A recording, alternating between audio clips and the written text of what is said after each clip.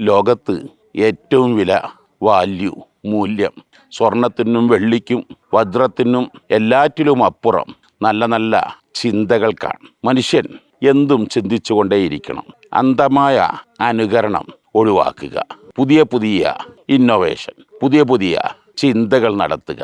ഞാൻ ഉദാഹരണം പറയട്ടെ. നമ്മുടെയൊക്കെ കുട്ടികളെ ലോകോത്തര പ്രതിഭകളാവണമെന്ന് ആഗ്രഹമുണ്ട്. ഞാനും നിങ്ങളും എവിടെയാണ് നന്നായി പഠിപ്പിക്കുന്നത്, നല്ല റിസൾട്ട് കിട്ടുന്നത്, അവിടെ ചേർക്കുക എന്ന തത്വമാണെങ്കിൽ, ജോർദാനിൽ 2 വർഷം മുമ്പ് മരണപ്പെട്ട ഷീമ എന്നൊരു സഹോദരി തൻ്റെ മകൾക്ക് 3 വയസ്സ് പ്രായമെത്തിയിട്ടേ ഉള്ളൂ. 3 വയസ്സായ കുട്ടിക്ക് അറബി മാതൃഭാഷ വളരെ രസകരമായി ലളിതമായി പഠിപ്പിക്കണം എന്ന് ആലോചിച്ചു. പല സിലബസുകൾ പരീക്ഷണം നടത്തി. അതൊന്നും ആ മഹദിക്ക് ഇഷ്ടപ്പെട്ടില്ല.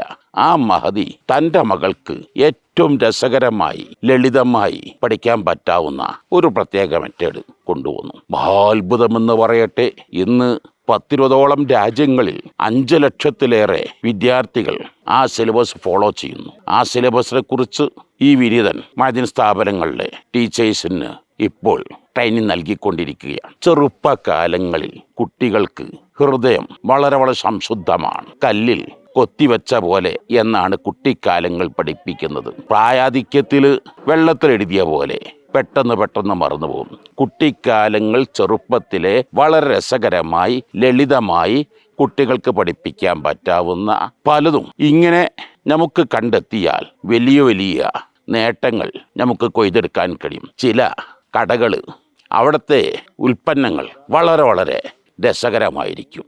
ഇവിടെ എന്ത് കാര്യങ്ങൾ ചെയ്യുമ്പോഴും അത് ആലോചിച്ച് ചിന്തിച്ച് ഒരു പുതിയ മെത്തേഡ് തിരഞ്ഞെടുക്കുക.